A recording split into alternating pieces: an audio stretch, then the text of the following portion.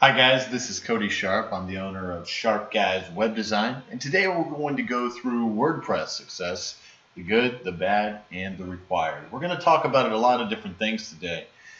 Before we jump in, just to give you a little bit of background on me, why you should be listening to me, maybe about web design. I've been doing it for around 17 years. I've had experience using a number of different platforms. WordPress, obviously, for the last 5 or 6 years has been the one that I've been using the most. So that's kind of just a little bit of a background. But today we're going to go through just a whole bunch of stuff. And we're going to do it fairly quickly, actually. We plan on going through background on WordPress, why it may be the right choice, why it may not be the right choice for your company. We're going to talk about themes and what they are, security, how important it can be, and also some of the thoughts out there about WordPress and security. We're going to talk about hosting and how valuable that can be as well, plugins and how you can use these to add on new functionality to a WordPress website, which plugins you absolutely should have. We're going to talk about search and how you can do better with search just using your normal WordPress website, and then also lead generation. Towards the end, we may talk about a few other things that I think that are just kind of general, but it'll be really good for this discussion. So we're going to start today by talking about the foundation, not the foundation that actually supports WordPress, which is a nonprofit of some sort, but actually WordPress itself. It is a foundation. What do I mean by that? Well, 1 in 4 new websites are built on WordPress. 1 in 4. That's a tremendous number of websites. And if you think about it, it's like a foundation for a building. A skyscraper, for example, doesn't just get built on the top ground. Well, I just found this out. I'm not much of an architect, but you can see here is that you have the ground level at this point, right up above the ground here, and then all of this other stuff gets built underneath. All of these pylons and these steel beams, and then finally below that, even you have this rock. Well, what I'm telling you today is that WordPress in and of itself, this platform that was created 11 years ago, an open source platform, is this rock. It is the rock that the rest of your website can stand on. It is the rock that your website presence will stand on. And is WordPress right for every single type of organization? Is it right for every single type of website? Absolutely not. But I'm going to talk today about some of the ones it is right for. Before I jump into that, let me give you 2 examples of websites that would just be ridiculous to build using WordPress. So if you are out there and you're like, I've got the next Facebook, or maybe you say I have the next MySpace, because you want to start off, you want to get started using technology from the past. WordPress is not a good fit for these situations. Would never be a good fit. You're going to have to do a lot of custom development. There's going to be a lot of cost involved. You would never, ever, ever want to use it for something like Facebook. How about this? You're a multinational corporation and you have multiple languages and you want one single page of content to have 10 or 11 or 15 different individual translated versions of that page. Probably not a good fit. And there's other examples like that. But those are some of the examples that come to mind when people say, you know, I'm not really sure about WordPress. There's a lot of other people that are unsure of other things dealing with WordPress, and we'll talk about those as well. But let's talk about one of the reasons that people really do like WordPress. Besides the bad stuff, the stuff that's just not a good fit for them. Let's say that you are a company and you're trying to add on some cool functionality to your website. Well, someone else has probably already done it before, and they may have even already done the development work for that. And now that work is out there in the form of these plugins. These are add-ons to the existing functionality of WordPress. So you've got WordPress and all the functionality it offers. These things hook into it. We're going to get to plugins a little bit more later on, but 30,000 of these different additional feature sets exist on WordPress. Most of them, just like if you go on the App Store on your iPhone, are junk. Let's just be honest, they're junk. They're never going to be something you would want to use. A lot of them haven't been updated in a while.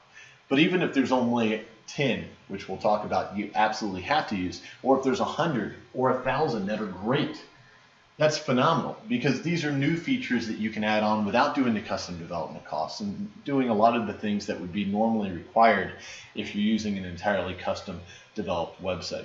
And also, since you're dealing with an open source platform, you don't have to worry about one single company being the one that is creating all of the releases.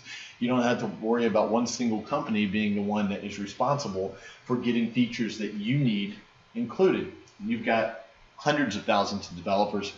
You've got a core of hundreds of developers working on it.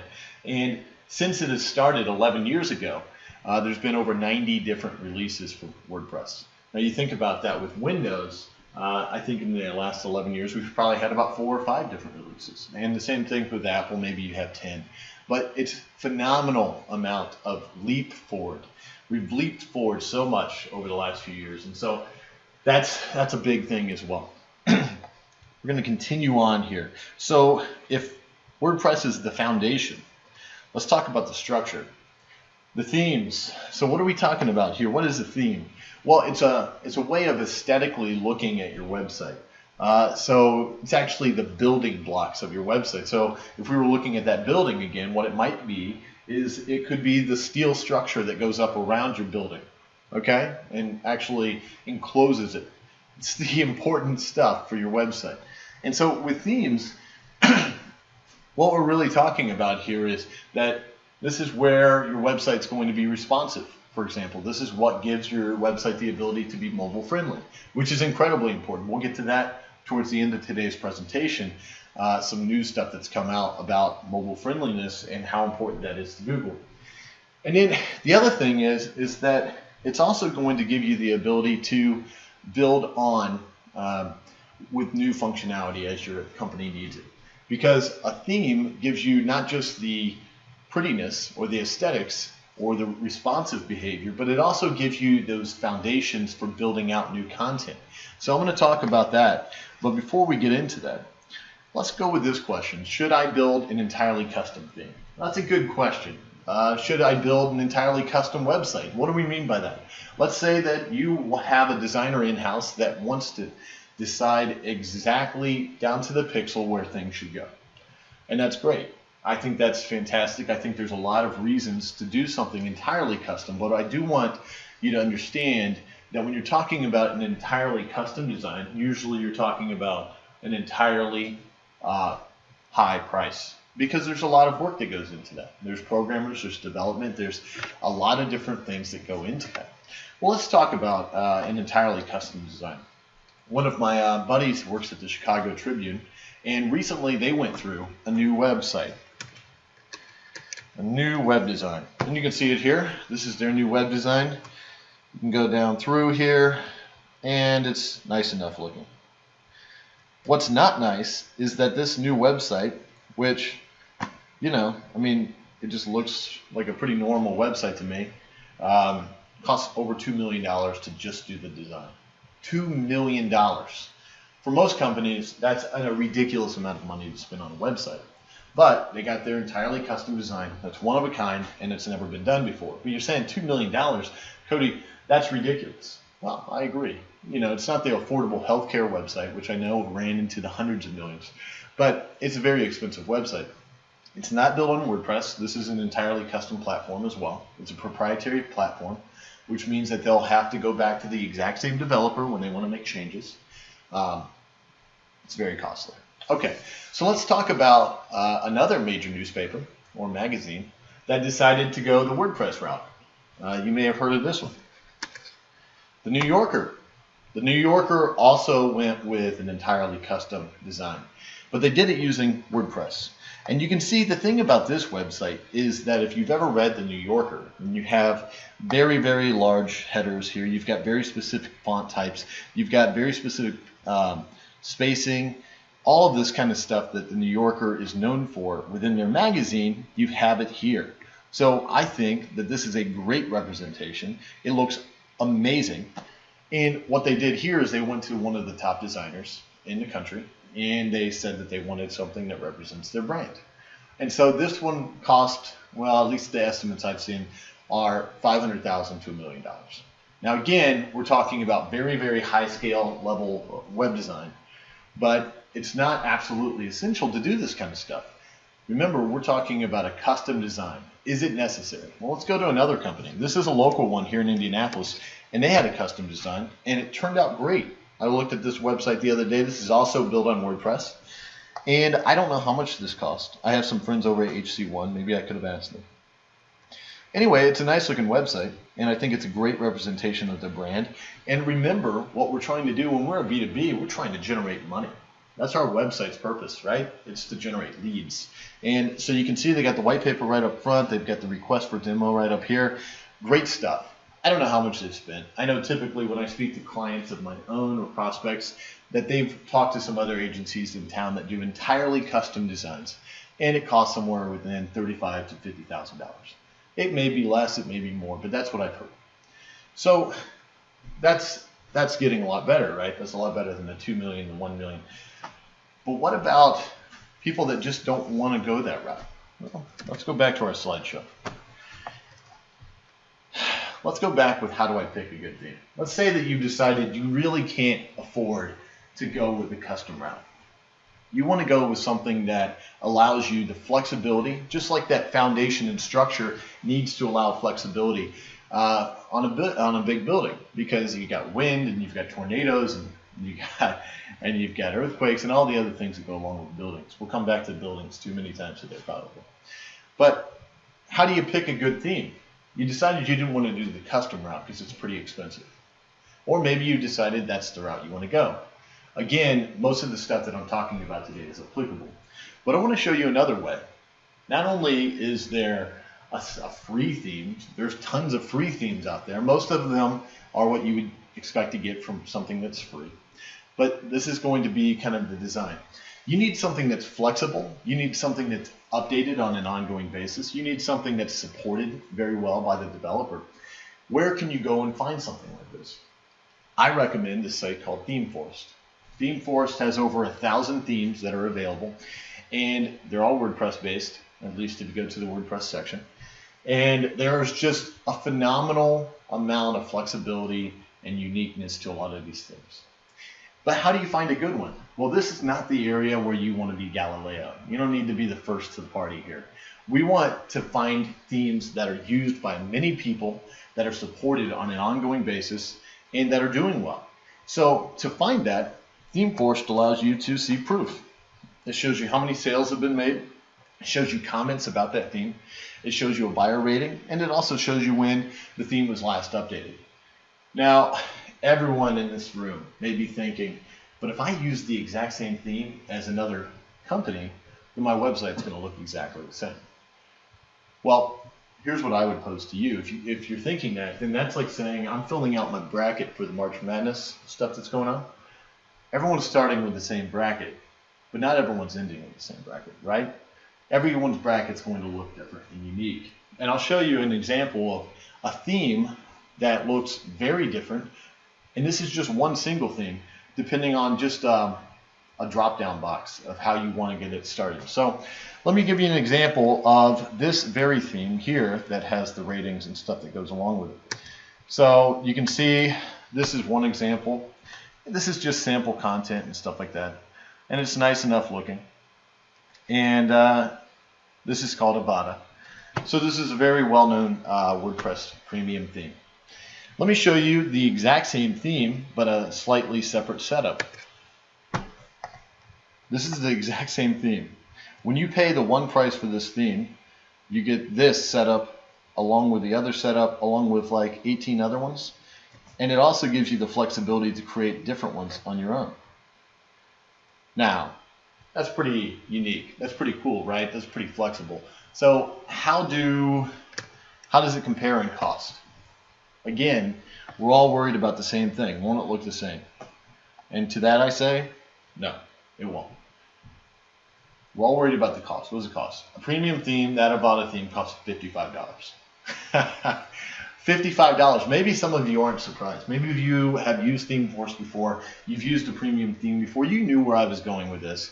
But we went from 2 million to 1 million to tens of thousands, and then now we're down to $55 as a base. Now, are you still going to need a designer or someone to help you to set it up the exact way you want it? Are you still going to need some art? Are you still going to need icons? Are you still going to need some assistance when it comes to the aesthetics? Of course. But when you're talking about the difference of cost, now you can see where we're at. So it's a very flexible theme. It's a very flexible, and that's just one of thousands of themes available. Very flexible, and that's so important. But let's get into some of the negative sides of WordPress, or at least the perceptions. Because I think if we've built you up here and got you excited about the idea of WordPress, let's bring you down.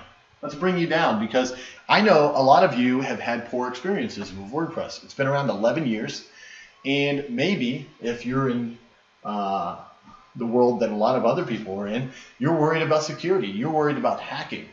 You are worried about hacking. And when I talk to people about hacking, I think a lot of times people think that it's a one-on-one situation, that they are actually being hacked, specifically their site. And I think they think this guy looks like this. This is how people get hacked. No, of course, people do not get hacked by this guy, probably.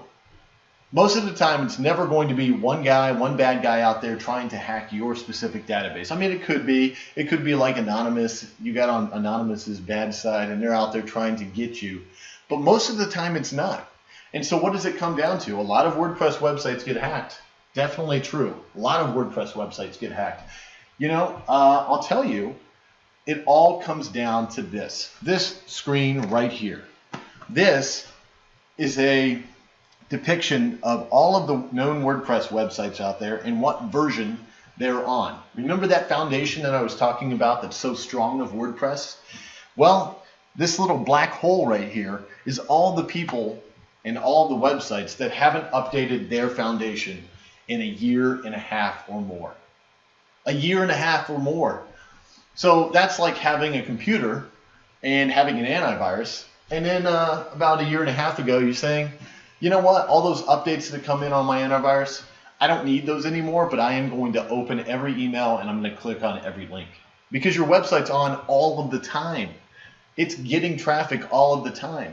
And those bad guys out there, they're not looking for your specific website. What they're doing is they're using, well, there's a whole bunch of technical terms, but basically they're using a software application to send out code to try to find loopholes. They're trying to find openings in people's codes, and those openings are usually directly attributable to not updating things. It starts with the foundation, with WordPress, not updating that. But what about that theme? It needs updated too, because the theme may have some buggy code in there. So that's why it's so important to pick someone that's continuously updating their themes, because they're going to be finding those kinds of things. They're going to be always on alert. And so that's why it's so incredibly important to stay updated. Plugins, and we'll get to those a little bit later. It's always good to use plugins that are used by lots of other people. That way, if you have an issue with the security of a plugin, or if there's a loophole or a hole that people can jump into and hack your website, this is the place where you can make sure that doesn't happen. You got to stay updated. Okay, so a lot of you are like, man, updating, that's kind of a pain in the ass. Because I have an antivirus, and if it didn't do it on its own, I would never do it. I totally understand. That's why it's so important to have good hosting. So let's talk about hosting, and let's talk about it specifically for WordPress, because WordPress is kind of a unique platform that you'll want to do hosting on. And so that's why, first of all, I say don't do it yourself unless you have an amazing IT team. Not only amazing, because a lot of people have great IT teams, but an amazing IT team that feels comfortable with WordPress. It's its own beast. I mean, I have a client that gets over 2 million visitors a month, and sometimes they'll have several 100,000 visitors in a matter of hours. If that was on a local IT server, and my team was not ready for that, if they weren't using some kind of nice Amazon servers to make sure that load bearing works and all this kind of stuff, that website would go down. But if you use particular WordPress website hosts, then you won't have that kind of issue. Now, most B2Bs aren't going to be dealing with that level of traffic, but also support is important. Also, knowledge about the plugins that people are using, those kinds of things are really important. And so, the free guys or the cheapy guys out there like HostGator, GoDaddy, Network Solutions, they all start at $5 a month. And to be absolutely honest, I've used a number of them. And I've had some good luck with some of them. I will say that I have reached out for this very B2B Indiana.org website, and I know that someone else has here too, to try to get something fixed or resolved with one of these companies. And what I got back after almost a week of waiting, this is their support, was a copied and pasted email that did not answer my questions at all. So what's the alternative? You talked about, $5 a month. You got these guys. What's the alternative? Well, there's guys out there that do premium hosting. And there's that word again, premium. People start worrying. Remember, first of all, they're not that expensive. And secondly, this is your lifeblood. If you get one lead in and it's worth $100 and your hosting for the year costs $300, what if your website goes down and you can't get it back up and you're using a standard host? I don't have any ball. I don't have any ball in this game. I mean, this is not something I sell personally, but I just believe in it so strongly that I really urge you to use someone good. There's two that I've used a number of different times, both of which are specific to WordPress. That means they only have WordPress websites on their servers. WP Engine's the older one, and it's been around a long time. Well, a long time being like 3 or 4 years. Flywheel Hosting's newer, and it's also good. Both of them have had great support. They have automatic daily backups, so if you do get hacked, you can resolve that. And then finally, the staging. This staging stuff is just incredible. Basically, what it allows you to do is as you work on new features and new functionality for your site, you can do it on a test server, and when you're ready to take it live, you just click a single button and it pushes it live. So you don't have to mess with kind of messing up your initial site or your regular site or putting it somewhere else on a different server. You're ready to go like that. So they started around $25 a month. For most B2Bs, the $25 a month level will be just fine. So that's something I highly recommend you consider. If you take away just 2 things from today's presentation, please take away you have to keep things updated and you have to use a good host. Both of those things. If you're using WordPress, those are the required things of WordPress. The good parts, the flexibility, the bad parts, if you don't stay updated, you put yourself at risk. But this is absolutely essential. So let's move on here. There's some other stuff we're going to talk about today. I've got some must-use plugins. Now, these are typically going to be dependent on which theme you're using. So that means if you're using a theme that already has some of this functionality built in, you may or may not need these additional plugins.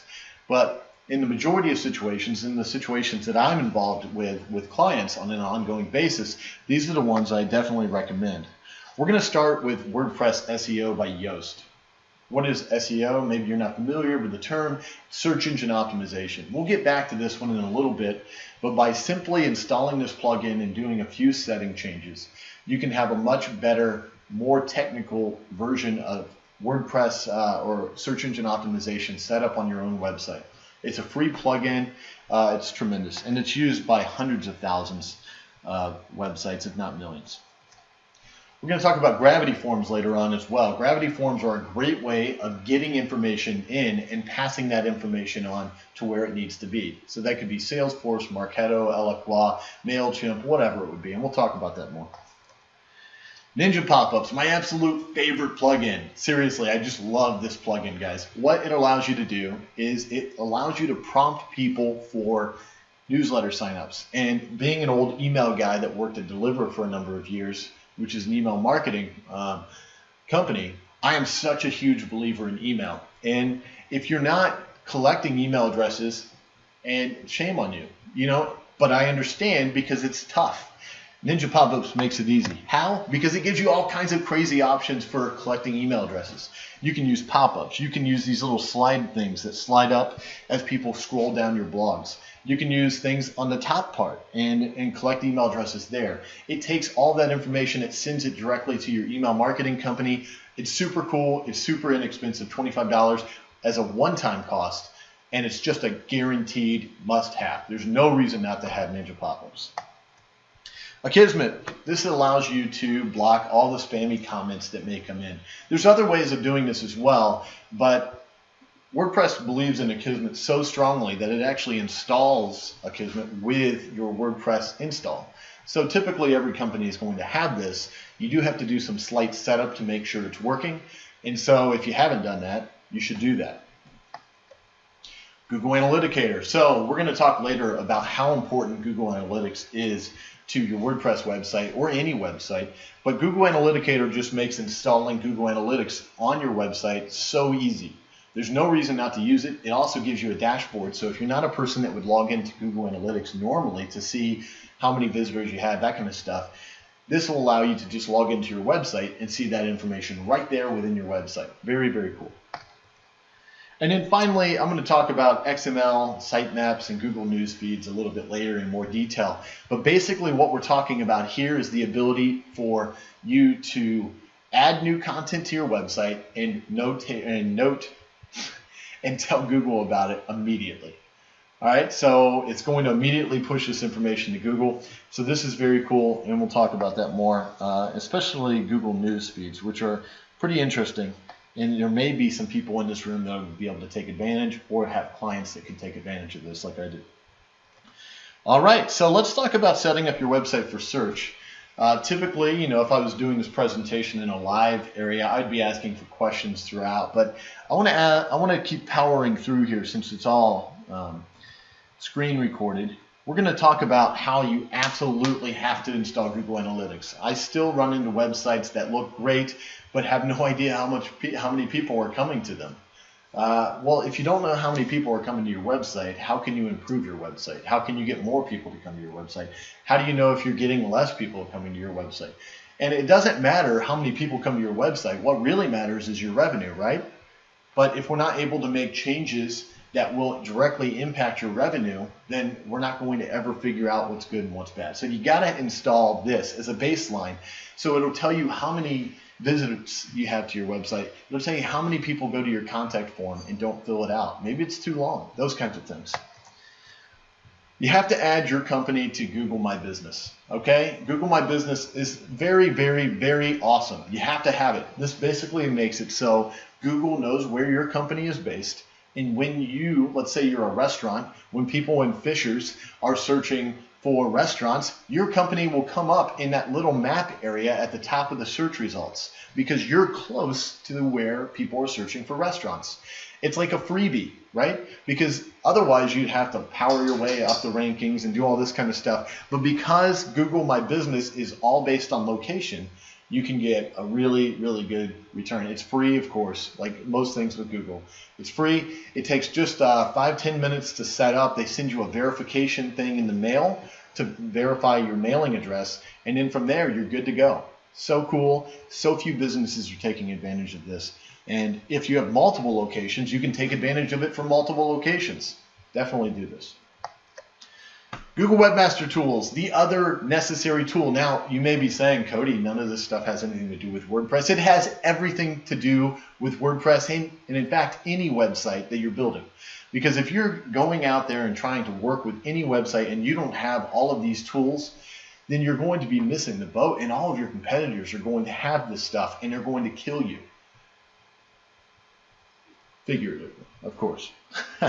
So we're going to talk about how you can fix broken links just really quickly. So it has, within Google Webmaster Tools, this is one of the only ways that Google will directly communicate with you unless you're spending lots of money with them on pay-per-click ads. So Google Webmaster Tools gives you information. Let's say that you did some bad stuff in the past around SEO and now they're diminishing your rankings. Guess what? They're going to communicate that to you and show you that they're giving you negative impact. They're also going to allow you to upload that sitemap. Remember on this previous thing here, we talked about this XML sitemap in Google News feeds. That's going to allow you to upload a sitemap here within Google Webmaster Tools that shows Google where to look when those updates occur. So when you have a new post go up, this is going to show Google where to look. When you have a new page update, this is going to show Google where to look. The sooner you get indexed within Google's results, the faster you can be found for the search terms you're looking for, okay? So this is incredibly important. And then finally, site links. You know those little things? So if you search for your company's name, down here below, I've got a number of different things that really don't apply to my company. Heartlink for trustee, Indiana Sports Directory, IEDC, Indiana Regional Cities. Those are clients that I did work with, and then I created a case study page for, but they're not specific to my company's services. So I can't add things to this, but I can ask Google to remove those. Those are called site links, and the way you do that is through Google Webmaster Tools. Okay, we're getting down to the end, guys, and I want to show you lead capture. Specifically, we mentioned earlier a form, Gravity Forms, which is a plugin that you can buy. It starts at $39 and it goes up from there depending on what add-ons or integrations you're looking for. But I'll tell you, this one, bar none, offers more integrations than any other form software I've ever seen. And you're going to have the ability to capture information in a responsive way. So in other words, this is the desktop version of this same exact form is on the mobile version. You can see how it changes the look and the feel of the form to make sure that it is easy for people to use regardless of the device that they're using. And that's absolutely essential, because have you ever been to a website that asks you to zoom in to get to a form? Do you ever want to do that? No one ever wants to zoom in with anything. I don't want to have to move my fingers. I'm too lazy for that. So that's awesome. It also offers you the ability to do goal tracking or set that up within Google Analytics. What does that mean? So basically, when people submit a form, we can tell Google Analytics that that occurred. And what that allows us to do is see how many people are coming from certain sources. Did that person come from an email and submit a form? Did that person come from a search engine and submit a form? And that allows us to see if we're actually getting people interested, engaged in our content. And remember, especially for the B2B side of people, this is what generates revenue, is these leads. So this is going to directly impact how many leads we're getting. This is going to directly impact whether those leads are followed up with, because if it's integrated and pushed into Salesforce, that means that someone doesn't have to enter it manually. And you absolutely have to do this. Now, Gravity Forms isn't the only one that's out there that can do this kind of stuff. It's just the one I feel comfortable using because it's got a lot of flexibility when it comes to a responsive design, and then aesthetically it does as well. So as a wrap up, we're getting towards the end here, and I want to go through one other screen. You know, we mentioned that at the very beginning, that if we had time for other things, we're going to try to go through those as well. I want to mention two things. One, WordPress actually offers an app for both iPhone and Android users. What does that mean? That means that you can actually update and manage your existing websites on this app. So cool, because there's very few proprietary CMSs, content management systems out there that offer this functionality. And since WordPress is used by so many people, they have created this thing. There's no cost for it, and you can do it whether you're self-hosted or if you're hosted on WordPress.org. And some people, and I didn't mention this, are hosted on WordPress.org. That's totally fine. I think there's a lot of good stuff that goes into that. But typically, it's going to be for your more basic user. You have less flexibility when it comes to adding on additional functionality. Okay. And then finally, these words come straight from Google's mouth. This is very painful for some companies. Starting April 21st, Google will be expanding our use of mobile friendliness as a ranking signal. This change will affect mobile searches in all languages worldwide and will have a significant impact in our search results. So forget the next part, because that's what's good for Google's users.